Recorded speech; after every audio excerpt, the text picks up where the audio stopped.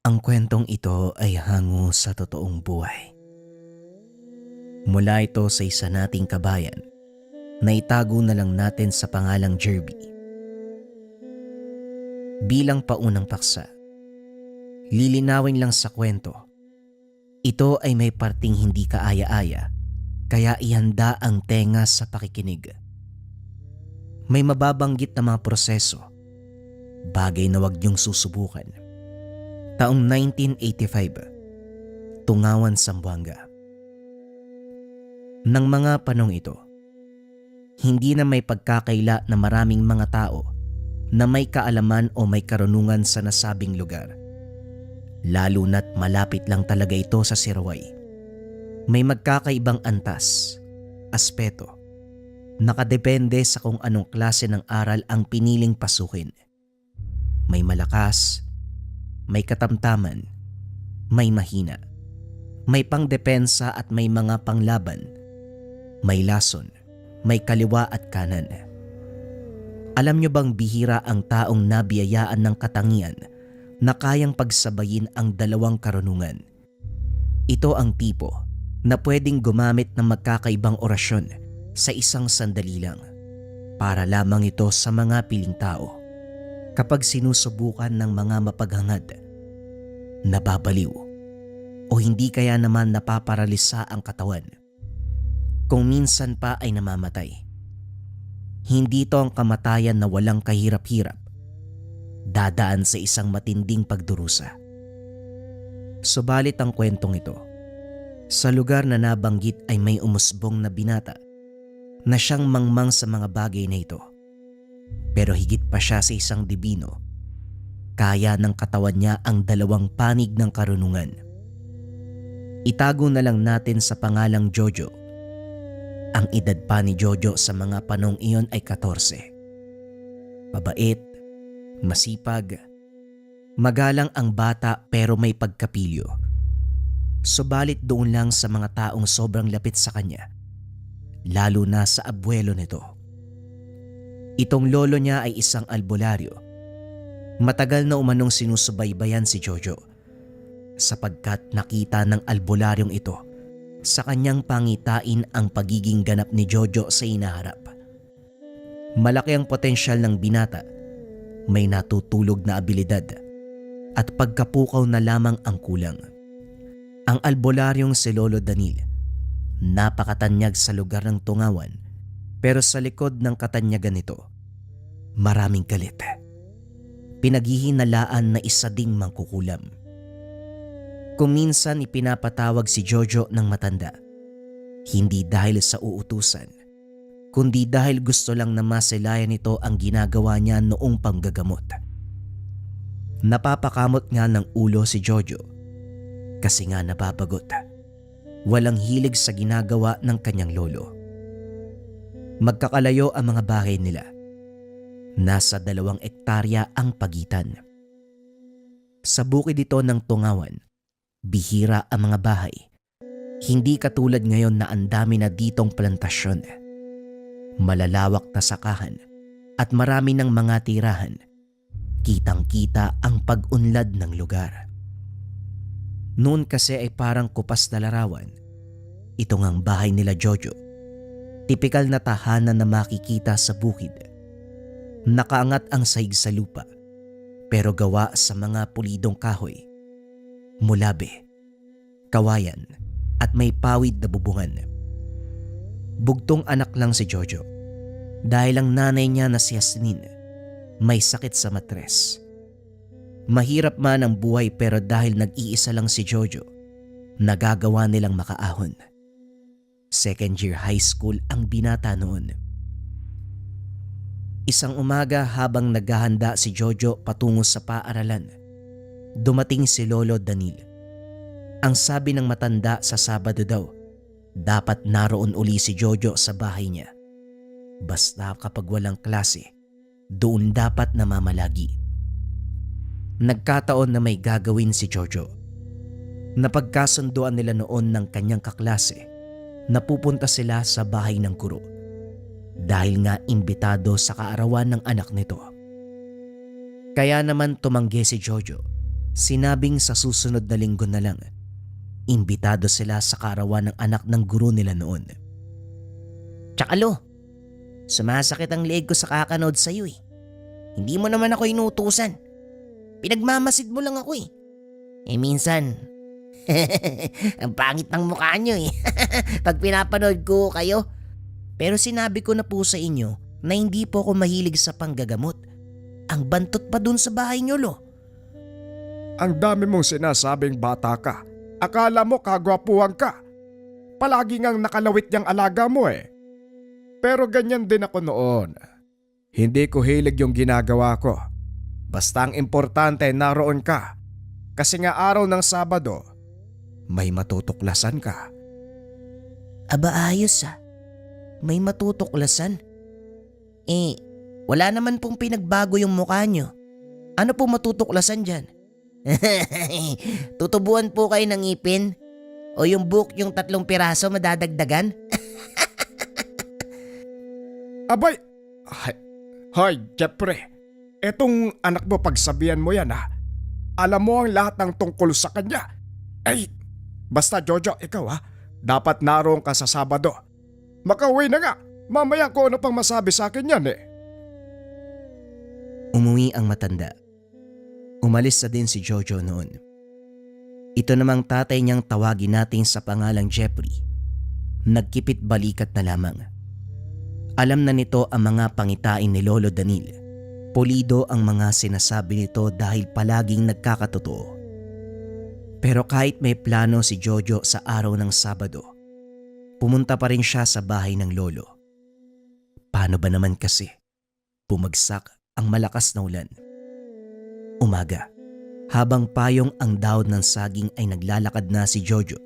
Patungo ito sa bahay ng matanda. Pagkabungad niya roon, may isang matandang babae. Naroon sa maliit na beranda ng bahay ng kanyang lolo. Nakakatakot umano ang muka. Buwagag ang buhok at nanlilisik ang mga mata. Nakatitig ito sa kanya. Bumubuka ang bibig. Nanindig ang balahibo ni Jojo. Wari niya aswang ang matandang ito. Umatras siya noon. Sumilong sa gilid ng bahay. Nakangat din ang saig sa lupa ng bahay na ito. Pero hanggang bewang lang. Kung gaano kalaki ang beranda, ganon din ang loob ng bahay na puro sala lang. Oh! Sabi ko na nga ba eh. Di pumunta ka rin. Sakto. Ay, Pilipina, eto ang apong sinasabi ko sa'yo. Ano sa palagay mo? Yan ba yan? Baba masarap. Malakas pala. Matagal ko nang nakikita yang apo ma. Tugon ni Filomena. Itong lolo ng binata nasa likuran niya. Nabigla talaga siya noon. Hindi niya naramdamang nasa likod na ang matanda. Katulad niya, may payong din itong dahon ng saging. Ang sabi ni Jojo, sino ba daw ang matanda? Para kasing kakain ng tao. Tumawa si Lolo Danil. Pinakyat ng bahay itong si Jojo. Ayaw naman ni Jojo noon. Kasi nga natatakot talaga siya sa matandang babae. Mukha daw kasing aswang. Kaibigan ko yan. Hindi mo lang nakikita pero madalas yan dito. Halika. Halika na. Ano ba't naduduwag ka dyan eh? Ipapakain talaga kita sa matandang yan. Paano kung sabihin ko sa'yo na aswang yan? Bilisan mo, umakyat ka na. Lolo naman eh. Ano ba kasing gagawin ko dito? Hindi na nagsalita si Lolo Danil. Bagkus pumasok ito sa loob. Si Jojo naman, hindi makatitig sa matandang babae. May kakaibang samyo. Parang umanong lana, pero napakabantot. Naupo ang binata sa mahabang upuan na gawa sa kawayan. Ilang sandali lang, lumabas na ang lolo at tumabi sa kanya. Dito ay ipinaliwanag ng abuelo na totoo ang mga sinasabi niya noon, na aswang itong si Lola Filomena. Pero katuwang niya naman minsan kapag may ginagamot siya. Lalo na doon sa mga sakit na hindi niya kayang gamutin. Bukod sa aswang itong si Filomena, marunong din manggamot. Sumabat ang matandang babae. Ayon dito, hindi naman sana siya magiging aswang noon. Kaso nga lang may pasyenteng nayanggaw at hindi napagaling. Ginamit ni Lola Filomena ang pamamaraang paglipat. Kaunting kalaman, 3 klase ang paglipat: tapik, higop at barya. Etong tapik, tatapikin ng balikat ng pasyente, ililipat sa kung anong naisin. Gaya ng hayop, mga puno, tatapikin din ang lilipatan. Pwede ding sa tao. Napakadelikado ng pamamaraan na ito. Dahil ang isang mangkukulam, dala-dala palagi ang tapik na nagmumula sa may sakit. At kapag ikaw ang natapik nito, paniguradong sayo lilipat ang sakit na iyon. Kaya paalala sa lahat, kapag merong tumapik sayo, tapikin mo rin ang tao. Sa usapin naman ng proseso ng barya, may mga karga na isinasagawa ng mahabang panahon. Inilalagay lang ito sa noo ng pasyente. Mga 1 araw ang prosesong ito. At kapag nawala na ang sakit ay kukunin na ang barya. Ilalagay ito sa kalsada. Sa gitna mismo ng crossing. Wag na wag yung dadamputin ang baryang ito dahil lilipat sa inyo ang sakit. At kung sakaling dadamputin, dapat ibigay kagad sa ibang tao o gamitin na pambili. Yon ay kapag bagong uri ng barya. Pero kapag luma, itapon na lamang at wag nang dalhin. May 1 araw pa bago kakapit ang sakit. Ang problema, ang huling makakahawak ay siya ang tatanggap. Ang proseso naman ng higop, higupin ang sakit ng pasyente at ililipat sa sarili. Ritual ang higop. Magtatagal ito sa sariling katawan ng mga ilang araw. Malulusaw na lamang at maglalaho. Yung tapik kasi ay hindi na naaalis dahil nasa kamay. At dahil itong higop ay gumagana noon, ito ang ginamit ng matanda para lamang maisalba ang nayanggaw. Pero sa inakalang matatanggal ang nalipat na yanggaw sa sariling katawan, hindi na naalis. Bagkus ay kumapit sa kanya. Nakalimutan ni Lola Filomena na hindi niya nagamot ang pasyente. Ibig sabihin lang, hindi din magagamot ang sarili. Pinagsisiyan talaga ito ng lubos ni Lola Filomena. Kaso nga lang huli na ang lahat. Nangyari na ang dapat mangyari. Ngunit kahit papano, nakakayanan pa rin niyang manggamot. Sa katunayan, mas lalo siyang lumakas. Kaso nga lang malaki ang pinagbago. Sinusumpong kasi at kinakailangan talagang umiwas sa mga tao kapag nagkaganon. Maaga pa. Mamaya na lang siguro, Filomena. Bakit kasi hindi pa umuupa ang ulan? Ikaw nang bahala sa apo ko. May pupunta lang ako sandali. Matapos marinig ni Jojo ang sinabi ng kanyang lolo, kagad siyang nagreklamo. Ayon pa kay Jojo, bakit naman daw siya iiwanan? Paano na lang kapag kinain siya ng aswang? Pero ang sabi ni Lolo Danilo, hindi daw siya kakainin. Hindi ka kakainin yan. May gagawin lang sa'yo. Hindi na kasi ako napapanatag eh. Gusto ko malaman kagad kung ano ba talaga ang kakalabasan kapag nagising na ang pagiging natural na debino mo. Dagdag pa nito, nababahala umano si Lolo Danilo. Hindi niya alam kung masama o mabuti ang pwedeng mangyari. Hindi kasi malinaw ang pangitain. Bagaman may batayan, hindi pa rin niya matutukoy ang kakalabasan. May mga tao na likas na may abilidad, pero hindi pa nga lang natutuklasan. Dalawa ang maaaring panggalingan, sa liwanag o mula sa dilim. Hindi porket isang dibino na ang tingin ng isang albularyo sa tao, kabutihan na ang kanyang gagawin. Mapanlin lang ang kadiliman, magaling magmanipula.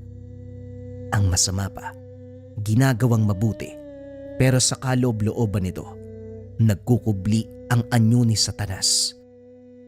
Kabilang na dito ang ibang uri ng mutya. Huwag magpapaninlang sa isang maywagang bagay dahil may mga pagkakataon na likha ito ng dilim. Bagay na dapat makilatis ng maigi, ipasuri sa mga biyasa, maiging pabasbasan sa mga may kaalaman. Dahil kapag ginamit mo ang bagay na ito, hindi mo alam na sinusunog na pala ang kaluluwa mo. O hindi kaya naman, nagmistulang isang kandila ang buhay. Nauupos, natutunaw, madali kang mamamatay. Nagpatuloy sa pagsasalaysay si Lolo Danil. Pinapagaan ang kalooban ni Jojo para hindi katakutan si Lola Filomena. Hanggang sa nakaramdam ang binata noon na mabuti naman ang matandang babae. Lalo't tila abuelo niya lang din ito. Medyo makulit at palangiti. Ayon sa matandang babae, tinatakot lang siya kanina. Sinusubok ang tapang nito. Dahil ipinagmamayabang ni Lolo Danil itong si Jojo kay Lola Filomena. Na kesyo umuusbong na ang may kakaibang abilidad at sa lahat ng biyasa sa lugar siya ang pinakamalakas. Git naman ni Lolo Danil na totoo ang mga sinasabi niya. Pero aminado ang matanda na may agam-agam siya kay Jojo. Gaya ng sinabi noon, hindi siya sigurado kung anong kakalabasan dahil baka ang bibinong pinagdududahan niya ay isa palang hukluban. Paghupa ng ulan umalis si Lolo Danil. Tanghali na noon, napakatahimik ni Jojo. Nakikiramdam lang siya kay Lola Filomena hanggang sa sinabi ng matandang babae na pumasok na daw sa loob ng bahay si Jojo. Nagtanong naman si Jojo kung ano ba daw ang gagawin dahil kanina pa siya naguguluhan sa kanyang lolo. Ang totoo kasi niyan, pinsan ko ang lolo mo. Sa akin siya natuto ng karunungan. Gigisingin ko lang naman ang natutulog mong abilidad. Nang sa ganon, kaya mo nang gawin ang ginagawa ng lolo mo. Kaya huwag kang mag-alala, walang mangyayari sa'yo. Sige na, ano ba?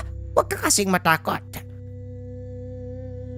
Habang kamot-kamot ang ulo, napilitang pumasok ng bahay si Jojo. Pinaupo siya sa papag.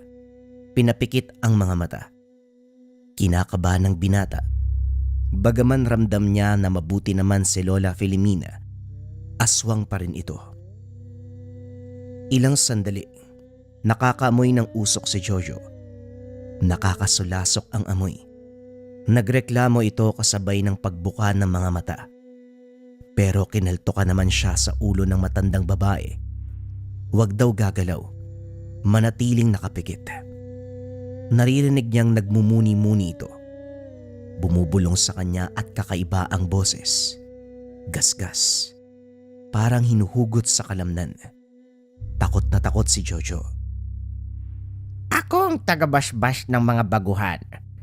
Lalo na, kakatapos lang magdebosyon. Malalaman ko kung bukas ang katawan sa karunungan. Namumukod tangi ka nga. Nakakamangha ka, Dong Jojo. Hanggang sa bigla na lang nabasa ng tubig ang kanyang muka.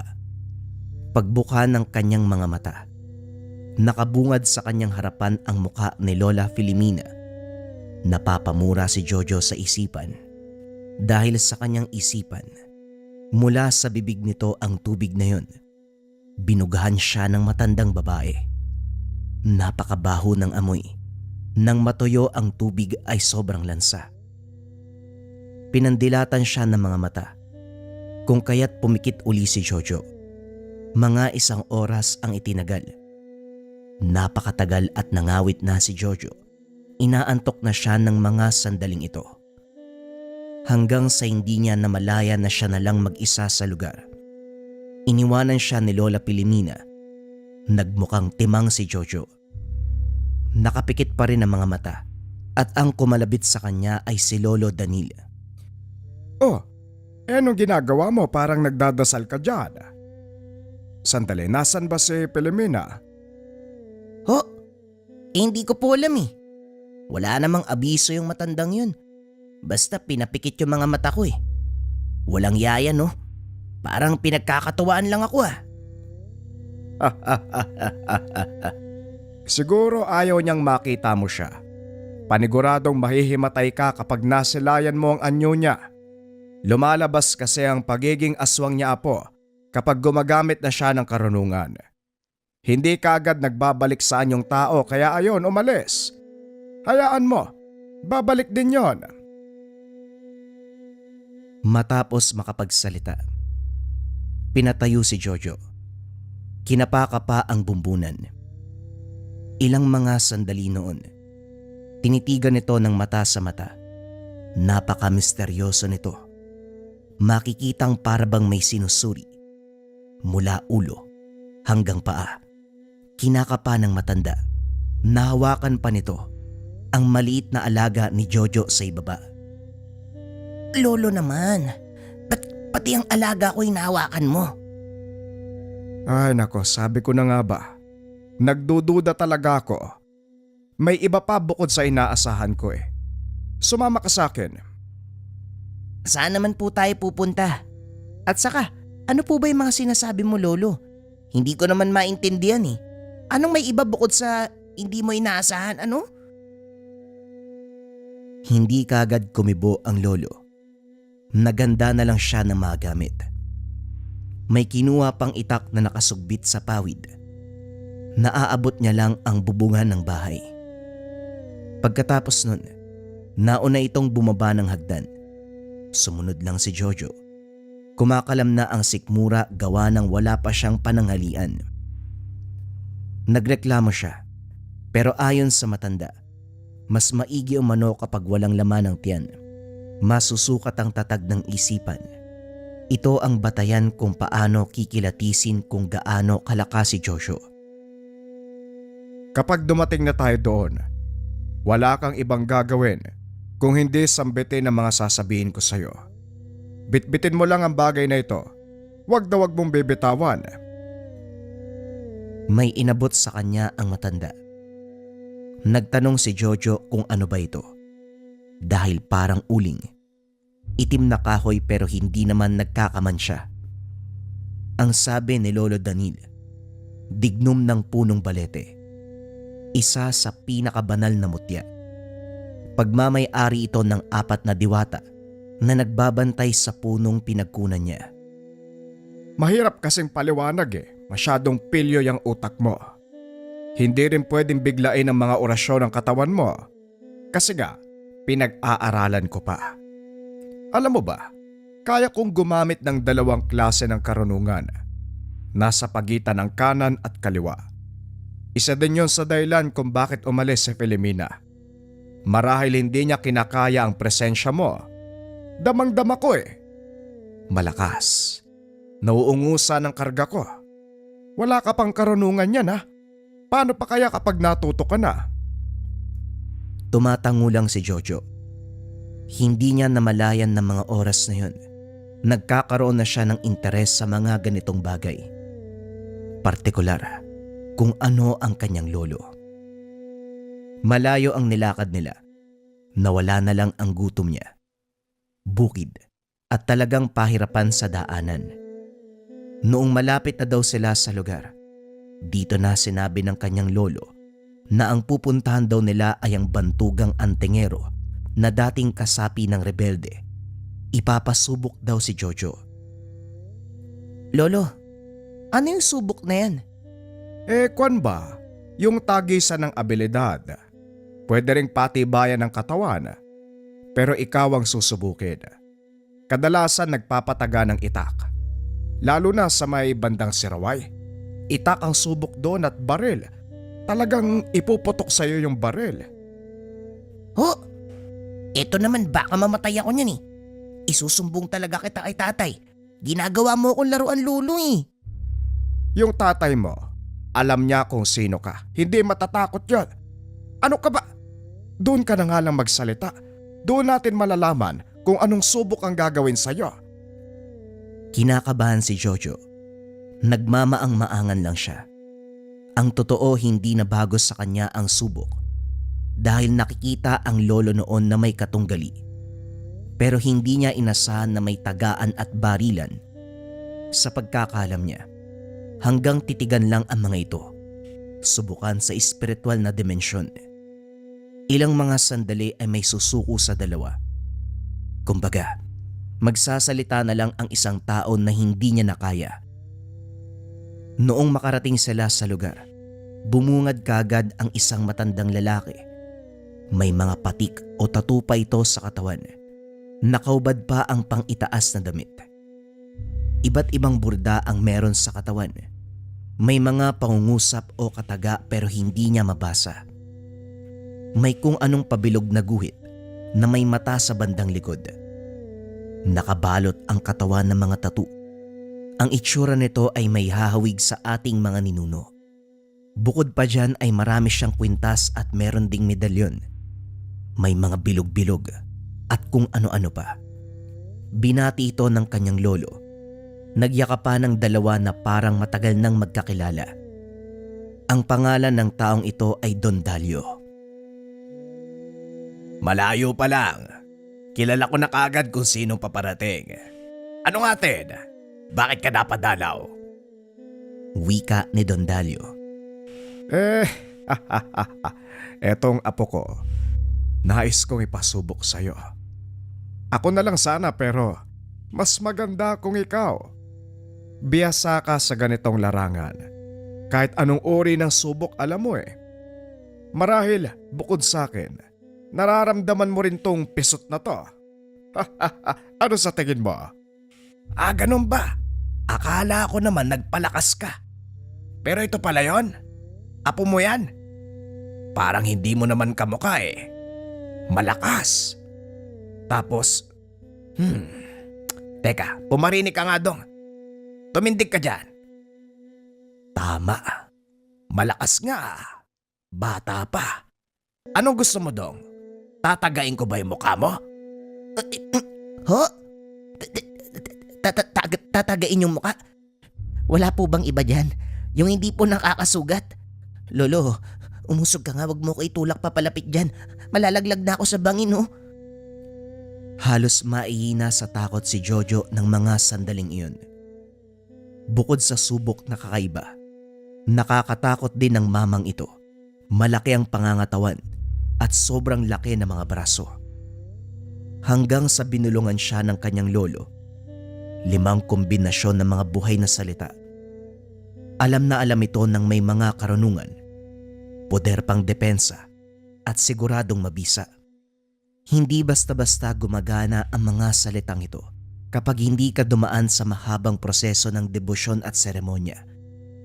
Pero ang malaking katanungan, bakit pwede ito kay Jojo? Napakasela ng usapin sapagkat si Jojo ay isang dibino, Bertudes. Nasa loob pa lamang ng sinapupunan ay meron ng abilidad. Hindi na pagdadaanan pa ang proseso ng debosyon. Lahat ng ito ay kaya niya nang gawin. Kailangan na lamang magising ang kulang na kakayahan. Mabuti na lamang at nagawa na ito ni Lola Filomena. Nabigyan siya ng basbas.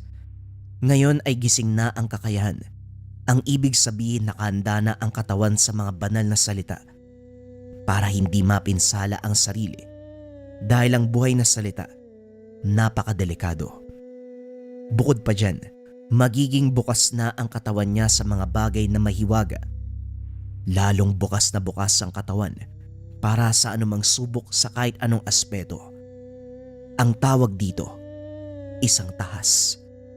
Misyon partikular sa pagtulong sa mga nangangailangan. Kalimitan sa mga ganitong uri ng tao ay hindi nila alam na meron silang abilidad. Mga albularyo lang ang nakakapansin. Mga albularyo na biyasa na kayang makakita ng mga pangitain. Ngunit sa ibang pagkakataon, may mga dibino na pinaparamdam naman sa panaginip at pangitain. Pero dahil sa kakulangan sa saklaw at paniniwala, isinasantabi ang panaginip at pangitain. Kaya naman nasasayang. Maaari nyo rin tignan ang inyong sarili. Malay nyo mga kabayan, isa kayong dibino. Balik tayo sa kwento.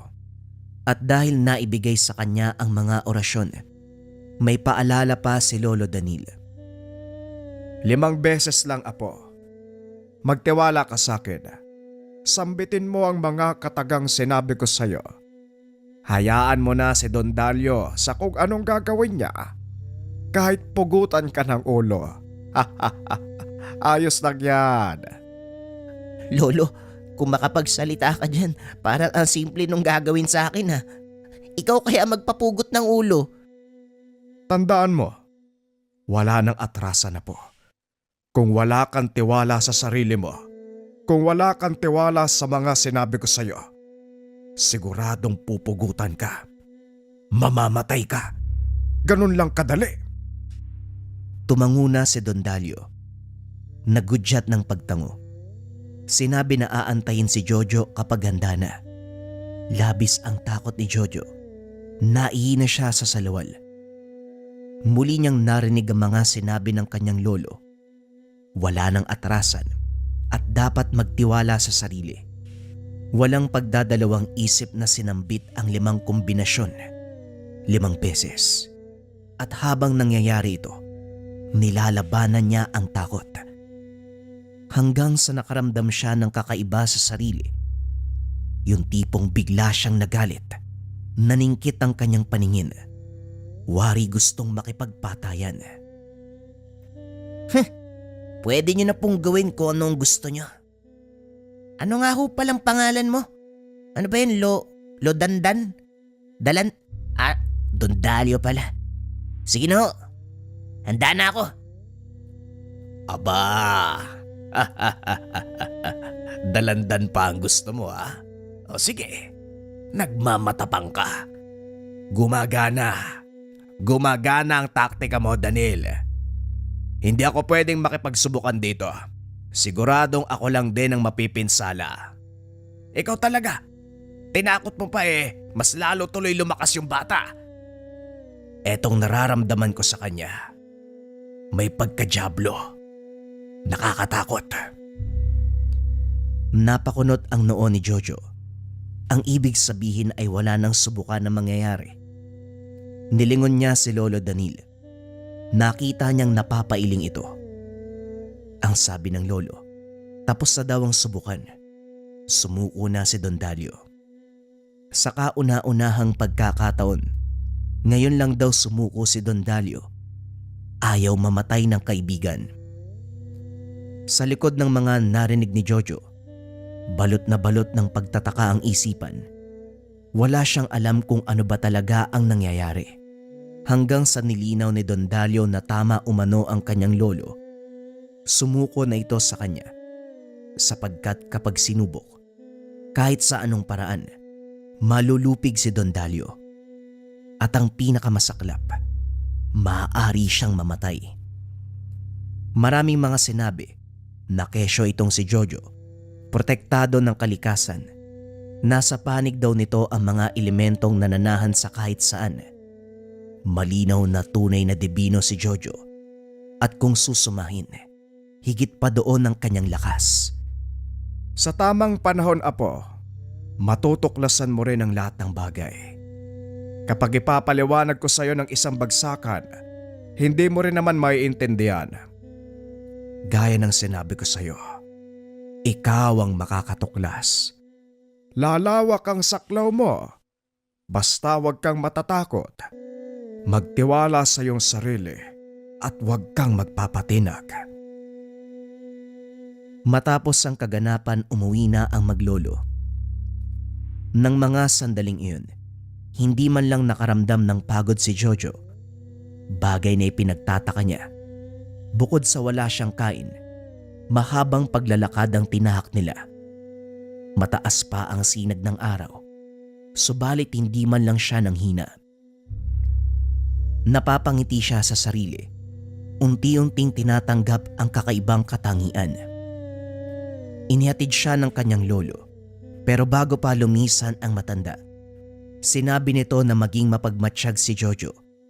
Huwag lalapit sa mga taong hindi kilala at kung maaari umuwi ng maaga galing ng paaralan. Nagtanong si Jojo, nawika pa nito, ano ba ang dahilan? Makikitang aligaga ang mukha ng matanda. Tumitig sa kanyang ama at tumango. Hindi nagpaliwanag si Lolo Danilo sa binata noon, kaya naguguluhan si Jojo. Pero noong wala na ang kanyang lolo, kinausap siya ng kanyang tatay. Doon daw sila sa beranda. Palubog na ang araw ng mga sandaling ito. Ayon sa kanyang ama, delikado kapag hindi nag-ingat si Jojo. Ang tiyo mo, hindi malayo sa kung anong meron ka. Namatay yun eh. Sobrang mapusok. Wika ni Tatay Jeffrey. Itong tiyo ni Jojo, hindi nakinig sa payo ni Lolo Danil. Basta na lamang gumagala, lalo na nang matuto ng karunungan. Mararamdaman daw ni Jojo ang mga masamang tao. Hahamakin siya. Bagaman malakas, pero walang silbi umano kapag traidor ang kalaban. Kaya maiging pag-iingat at huwag padalos-dalos. Dahil po ba sa nagising na ang kakayahan ko? Ganun po ba yun, Tay? Kaso nga lang ang sabi po ni Lolo dapat daw matapang ako. Tapos ngayon iiwas na. Ano po ba talaga? Tama naman ang lolo mo. Huwag kang magpapatinag, oo. Pero kaya mo ba talaga? Baguhan ka pa. Walang kumpiyansa ang lolo mo. Mahirap kasing itago ang presensya mo, anak. 2 panig ang nasa katawan mo. Kahit itago mo ang isa, mararamdaman naman ang isa pa. Tandaan mo, may dugo tayong albularyo. Kaso nga lang, wala sa akin ang katangian na lumitaw ng kagaya sa'yo. Yung tiyo mo dibino yun eh, pero hindi katulad mo. Karaniwan lang kasi kami. Ikaw, likas sa'yo ang pagiging dibino. May taglay ka na abilidad na mahirap pantayan. Konektado sa iyo ang buong kalikasan. Ayon pa sa ama, nakahanda na daw ang lahat bago pa pukawin ang nakatagong abilidad ni Jojo. Siya daw ang magiging gabay ng binata. Si Tatay Jeffrey ang magtuturo ng mga orasyon, maging sa mga pamamaraan na ginagawa ng isang albularyo.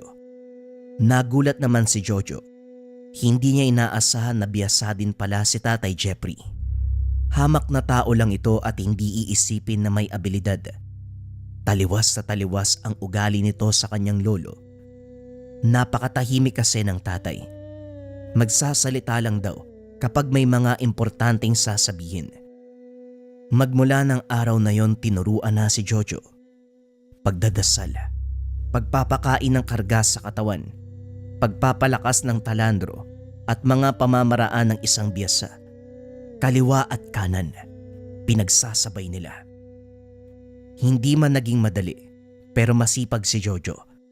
Kasabay ng mga ito ay patuloy siyang nag-iingat, lalong-lalo na kapag nasa paaralan.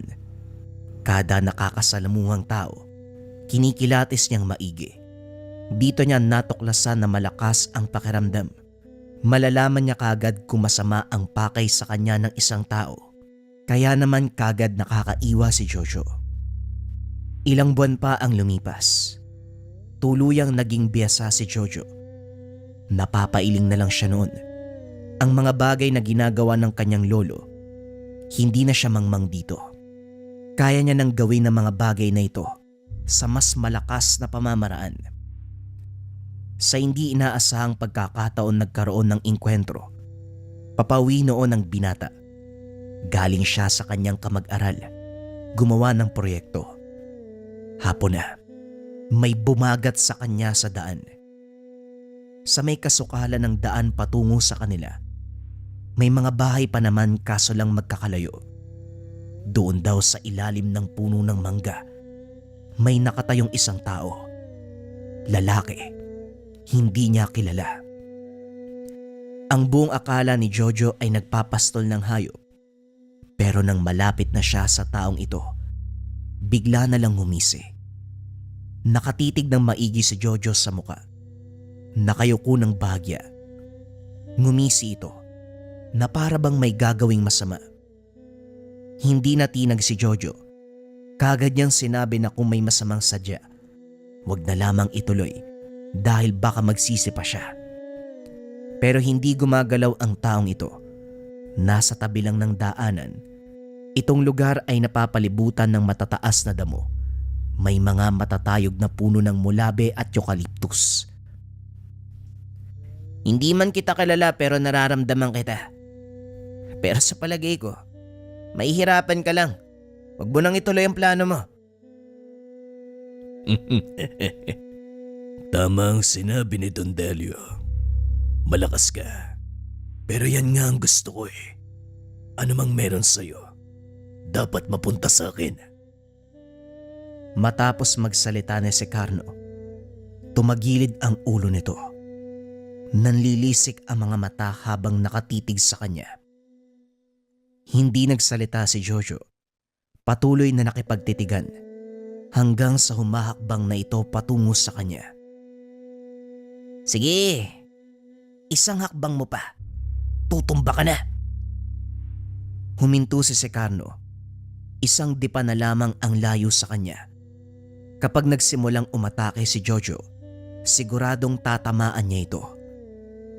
Siguradong nararamdaman mo rin ang katangian ko. Pero hindi mo ko kilala. Marapat lamang na magpakilala ko sa'yo, hindi ba? Kahit hindi na, wala namang silbi. Tandaan mo, isang hakbang pa, tutumba ka. Tumawa ng malakas si Secarno. Inangat ang paa. Akmang hahakbang na sana, pero bigla namang sumimangot ang muka. Nagbago ang itsura. Yung kaninang sobrang yabang, ngayon ay puno na ng pag-aalala. Nawala ang panglilisik ng mga mata. Tumaas ang kilay na parang nagtataka. O di naramdaman mo rin, pangit. Sinabi ko naman sa'yo tutumba ka eh. Mabuti hindi mo tinuloy. Tandaan mo kapag nakita pa kitang harang-harang sa dadaanan ko, hindi na kita bibigyan ng pagkakataon. Kahit yung dila mo titigas, hinding-hindi ka na makakapag-usal. Umatras si Secarno. Napapansin ni Jojo na tila umuusok ang dibdib. Hanggang sa lumayo na ito at nawala na sa liblib. Hindi umalis si Jojo hanggat naroon pa ang presensya. Nasa diwa niya ang kataga. Walang silbi ang lakas kapag traidor ang kalaban. Nararamdaman niya ito. Para bang pinagmamasdan siya. Kahit humihina ang karga dahil nga itinatago, natatansya pa rin ni Jojo kung gaano ito kalayo sa kanya. Hoy, talagang papasukin kita dyan. Kapag naabutan kita, tutuluyan na kita. Pinuntahan ni Jojo ang masukal na lugar, pero bigla namang umalingas-ngas. Indikasyon na tumakbo ang lalaki. Imbis na umuwi si Jojo sa tahanan, pinili niyang puntahan ng kanyang lolo. Wala din kasi ang kanyang tatay noon, may pinuntahan na okasyon. Noong makarating sa bahay ng abuelo, kagad niyang pinaliwanag ang naganap. May taong humarang sa kanya, patpatin pero matangkad. May kaitima ng balat at may pulseras itong mga bilog-bilog. Si Secarno yon. Sinaktan ka ba? Delikado yun ha. Naramdaman mo ba? Yung karga niya, oo lolo. Pero karaniwan lang naman. Aswang yon. Matagal nang tinutugis ni Pilomena. Maraming atraso yun eh. Maraming niyanggaw. Marunong din yun eh. Nagdanakaw ng lakas. Narinig ko yung sinabi niya lolo. Kung ano daw ang meron ako, dapat mapunta sa kanya. Pero hindi ako natakot eh. Ewan ko ba? Hindi ko alam kung bakit ako nagkaroon ng tapang. Ayon kay Lolo Danil, natural ito sa katulad ni Jojo. Biglang nagkakaroon ng tapang. Bunga ito ng lakas sa katawan. Hindi nadidiktahan ng isipan. Lalabas na lang kapag may banta. Siguradong babalik yon. Walang hiya yun eh. Mag-iingat ka lang. Pasusundan kita kay Pilomena para doble ang proteksyon mo. Wag na pulo. Kaya ko naman siguro. Nakakahiya dun sa matanda. Anong nakakahiya? Takot ka lang dun eh. Dito ka muna matulog. Wala naman yung tatay mo eh. Ako nang bahalang magsabi sa nanay mo. Hindi na nagsalita si Jojo. Medyo madilim na ng mga sandaling iyon. Umalis ang lolo niya at bumalik din kagad. Alam na daw ng nanay ni Jojo na naroon siya sa tahanan. Noong nagsasaing ang kanyang lolo sa gilid ng bahay, bigla na lang bumigat ang presensya ng lugar. Sabay pa sila ng matanda na nakiramdam. Nagkatitigan. Ayon kay Lolo Danil, tama siya ng hinala. Babalikan nga si Jojo. Pero hindi nag-iisa si Secarno, kung hindi 2 hanggang 3 ang bilang. Dagdag pa ng matanda, hindi naman daw may pagkakaila na dama ito ni Jojo. Tumango si Jojo, pero sa palagay niya, malakas ang mga ito. Ang sabi naman ng lolo, likas na sa aswang ang lumalakas kapag gabi. Lalo na isang uri ng kubot si Secarno. May kakayahan pa itong palakasin ang sarili ng higit sa inaasahan, sapagkat ang isang kubot kayang gumamit ng mga orasyon. Hayaan nating lumapit. Nakikita mo ba yung batong yan? Huwag kang lalagpas dyan. Poder ko yan dito. Hanggat nasa loob ka ng poder ko, walang mangyayari sa'yo. Kinakailangan ba talaga yung ganyan, lolo? Ikaw na yung nagsabi, di ba? Malakas ako. Aba syempre naman. Pero ano bang mawawala sa pag-iingat? Tandaan mo, Apo, walang mintis ang tsamba. Kapag nakatsamba ang kalaban, tapos ka na. Pumanik ng beranda si Jojo. Naupo ito doon. Pinagmasdan ng paligid. Si Lolo Danil naman, nagpatuloy sa ginagawa. Ang sabi pa nito, mamaya aasahan na daw ni Jojo si Lola Pelemina. Dadating yon at nakakatiyak siya. Nagtanong naman si Jojo kung paanong nalaman ng kanyang lolo. Pinaliwanag ng matanda na may mga bagay pang dapat matutunan si Jojo. Ang may mga karunungan, nararamdaman nito kung nasa peligro ang ibang mga kasamahan. Pwede ding magpapalipad hangin siya ng orasyong mensahe. Pero dahil nga kay Lola Filomena galing ang karunungan ni Lolo Danil, hindi na kailangan ang bagay na ito. Mararamdaman ng matanda kapag nasa panganib siya. Bagaman maraming sinabi itong si Lolo Danil, nawari ba mga proteksyon, hindi umaasa si Jojo. Lalo na sa mga sandaling ito.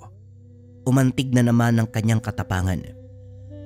Matapos daw makapaghapunan, may bumungad sa kanilang bulwagan sa unahan nito ng beranda na kung saan lampas na sa bato na sinasabi ni Lolo Danil na isang poder.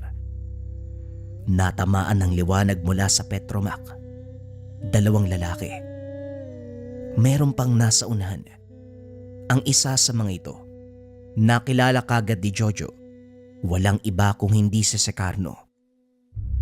Hinatak naman papasok sa loob ng bahay si Jojo ng kanyang lolo. Ang sabi ng matanda, dala daw ni Secarno ang isang katulad ni Jojo na mula pa sa kalawit. Paliwanag ng matanda, kinakatakutan nitong tao dahil bukod sa marunong sa 2 panig, nagpayanggaw ito sa aswang. Ang pangalan nito ay si Martin. Nabaliw yan eh. Lalo na nung naging ganap na aswang. Pero gumaling din. Hindi ko alam na umiiral pa pala. Balita ko pinatay na yan eh. Pero nariyan pa sa harapan natin. Dagdag pa ni Lolo Danil, 3 tao daw ang pinatay nito. Si Don Dario na rin ang nagsabi na kinakarne daw ang 3 tao. Inimbak ang mga laman sa bahay at yon ang ginawang pagkain. Kahit inuuod na, kinakain niya pa rin. Nagtanong naman si Jojo sa kung paanong nalaman ni Donario ang patungkol kay Martin. Ayon sa matanda, isa si Don Dario sa tumutugis kay Martin. Naaktuhan sa bahay nito ang nakaimbak na mga karneng ng nawawalang tao. Hindi lang karne, nahuli din sa akto na kumakain. Nasaan yung tao lang si Martin noon Pero ganun ang nasilayan nila. Pinagtulungan nila si Martin. Subalit nakalaban nito. Hindi tinatablan ng mga talandro. Nakapag-anyong aswang. At ang mas nakakakilabot, ang postura ng isang kubot. Parang pinaghalong aswang at tukluban. Mabilis din ang kilos nito. May ilan sa mga kasamahang napaslang. 2 albularyo ang napatay noon at nakatakas pa ito. Hindi malayong maihimok yan ni Secarno. Papayag yan kay Secarno na makipagtulungan. Lalo na katulad kanya. Susubukin kanyan, apo. Ano namang paki ko dyan, Lolo? Kung may gagawin niyang mga yan, dapat kanina pa nasa bakuran. Tama ka naman. Pero makakalabas ba tayo? Yan ang tanong. Isinara ang pintuan at bintana. Napakaalinsangan ng amoy. Nasaan yung aswang na ang mga nasa labas? Napakamaalinsangan. Nakikiramdam lang ang binata. Ano't ano man, nakahanda ito sa kung anong haharapin. Kakaibang tapang ang umiral sa katawan ni Jojo. Habang si Lolo Danil, bakas sa muka ang pagiging aligaga. Hindi ito mapakali. Tangi lang itak at panay bitaw ng mga orasyon. Hanggang sa sumigaw si Secarno, gasgas ang boses. Pero kilala pa rin ni Jojo. Hindi daw kasi niya makita dahil nakasara ang pintuan at bintana. Nasa loob pa ang Petromac. Dumadagdag ito sa alinsangan sa loob. Nagmistulang kulob na silid ang tahanan. Sinabi ko sa'yo, bata. Hindi pa tayo tapos. Kung anong meron sa'yo ay mapupunta sa akin. Walang silbi ang poder mo. Parang kurot lang ng langgam. Nandito din si Martin. Nakahanap ako ng itatapat sa'yo. Lintik. Natatansya nila ang ginawa kong poder. Siguradong mahanapan niya ng paraan ni Martin para tayong pinigambasahan ito kapag nagkataon. Hindi kumibo si Jojo. Naroon na rin ang tapang niya, pero nababahala siya sa kanyang lolo.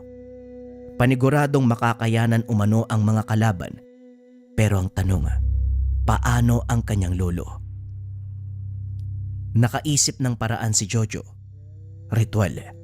Mabilis niyang kinuha ang mga kagamitan ng kanyang lolo, lalo na ang dignum na balete. Marami ang kanyang ginawa.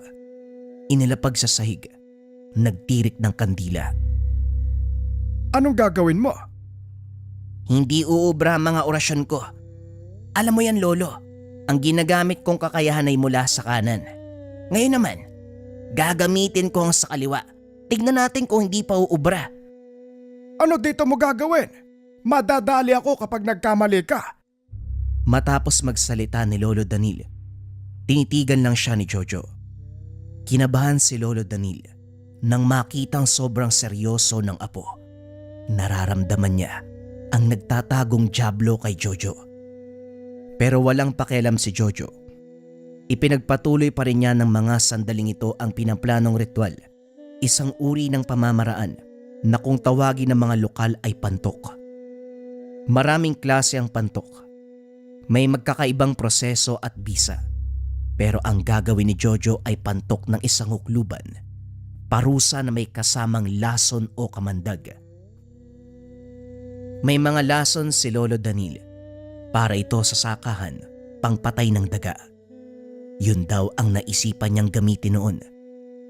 Inawat si Jojo ng kanyang lolo. Baka pati umano siya ay mangisay na lang. Lolo, kabisado ko to. Huwag ka munang umiyak dyan kung ano sinasabi mo eh. Ano ba ang naging ugat nito? Di ba ang pagpuko nyo sa pagiging dibino ko? Sa makatuwid, kasalanan nyo nga to eh. Ang tahi-tahimik ko eh. Ngayong napapalaban na, ikaw na yung naduduwag. Kung mamamatay tayo, edi mamamatay. Ikaw na rin ang nagsabi. Walang atrasan, di ba? Walang yung batag to. Kutusan ko kaya yung ulo mo. E paano kapag nagkamali ka, lintik na ba noo? Siguraduhin mo lang, apo, nako. Gusto ko pa namang makapag-asawa uli eh. Lolo naman, maya ka naman sa sarili mo. Sa bagay, hindi ka mahilig manalamin eh. Kumalma ka kasi, Lolo. Sinundan ni Jojo ang pagsindi ng kandila, itim ang kulay. Yung nabanggit kanina na maraming taong galit kay Lolo Danil dahil pinaghihinala ang isang mangkukulam. Totoong mangkukulam ito, bukod sa pagiging manggagamot. Pero hindi nga lang kayang pagsabayin ng dalawang karunungan.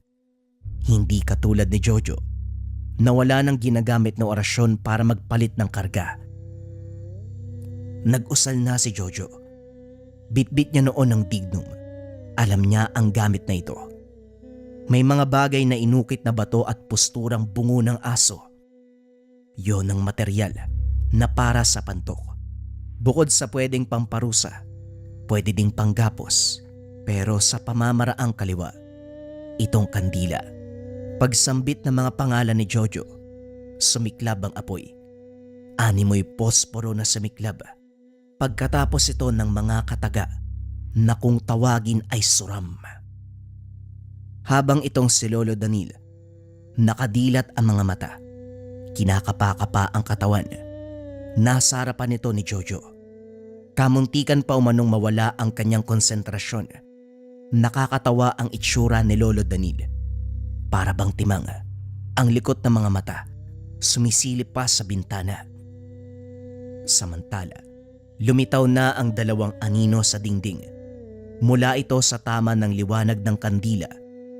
At ang anino nito, hindi galing kay Jojo at Lolo Danil. Galing ito kay Secarno at Martin. Walang kaalam-alam ang mga yon na naigapos na sila ni Jojo. Wika pa ng binata ay umubra na. Hayaan lang daw yung mga aswang sa labas. Kapag nakapasok ng poder, paparusahan niya ng walang sabi-sabi. Ikaw talagang bata ka. Mabuti gumana. Mali pa naman ang mga orasyon mo. Mali talaga, Lolo, pero alam ko yun. Pinag-aralan ko to. Pinaghalo ko lang ang karunungan na itinuro sa akin ni tatay. Walang yatong Jeffrey na to.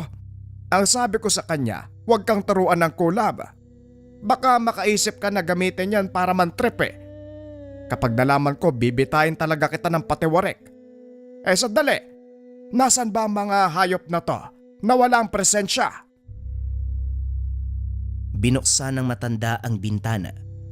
Sinabit ang Petromax sa may kawayan. Kitang-kita na ang labas. Sa kaliwang partito ng bahay na kung saan naman, nakabungad doon ang hagdan ng beranda. Hinamon ni Lolo Danil ang mga aswang. Ayon dito pumasok sa kanyang poder. Ngunit sa kabila ng pangahamon, walang tumugon. Nakakabingi ang katahimikan noon. Itong presensya ng mga aswang. Alinsangan na lang ang umiiral. Hindi matukoy ni Lolo kung nasaan banda. Hanggang sa kumalabog sa likod ng bahay, kasabay nito ang boses ni Lola Pilomena. Nanlaki ang mga mata nilang maglolo.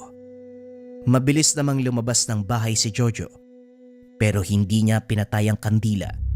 Sinuri niya ang nasa likuran. Nakitang nagbubuno ang dalawang aswang.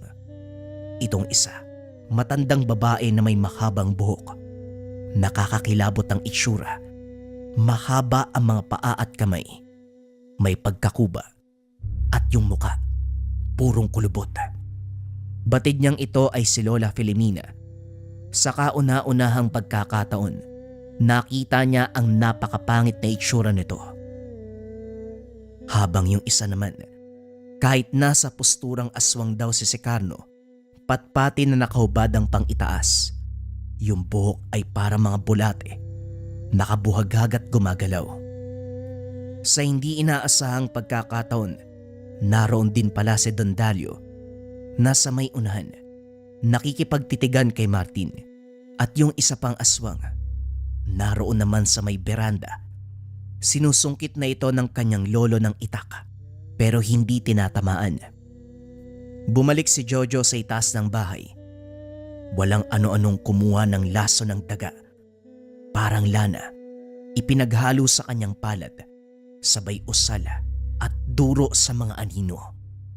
Nakakakilabot na atungal ang maririnig sa labas. Huwag mo nang pahirapan, animal ka.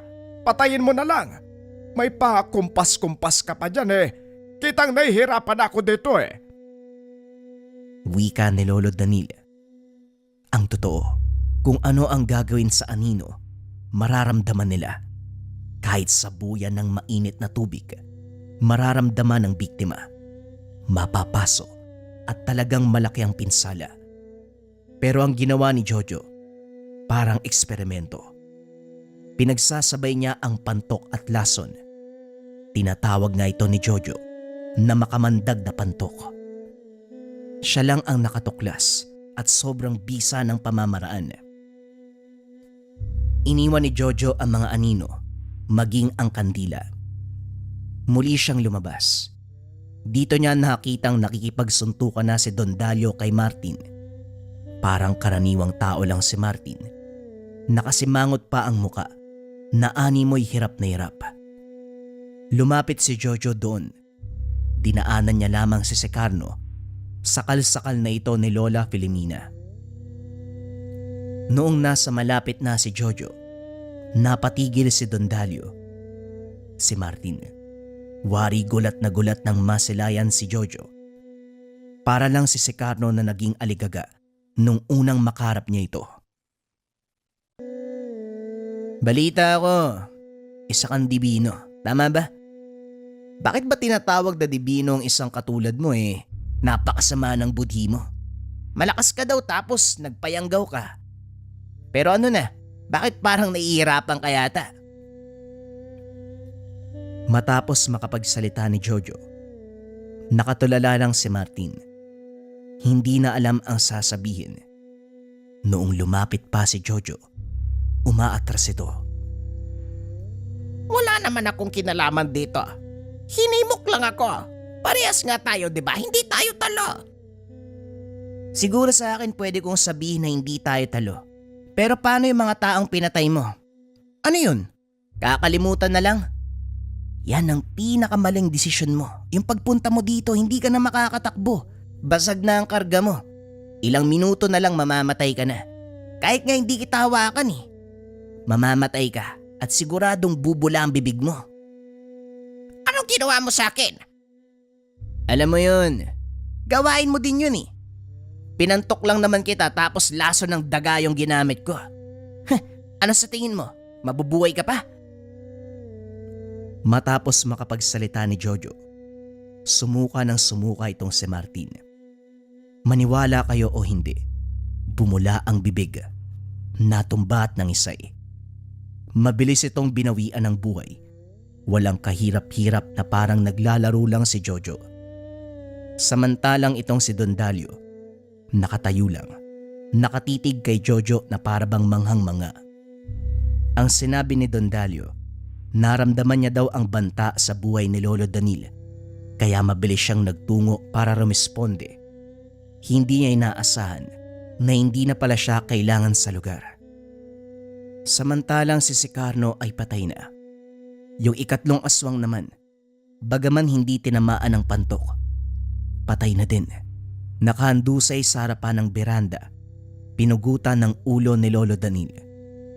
Itong si Lola Filomena, hindi makalapit kay Jojo. Hindi nga umano makatitig sa mga mata. Nakakasilaw daw si Jojo. Masakit sa balat ang presensya nito. Aswang siya, kaya nagkaganon. Mabilis ang kaganapan. Sinunog nila ang mga labi. Si Lola Filomena ay hindi nagtagal. Umalis na rin kagad. Samantalang si Don Dalio ay nanatili doon. Walang mapaglagyan ang pagkamangha niya sa binata. Itong si Jojo, hindi lang yon ang naging subok niya. Marami.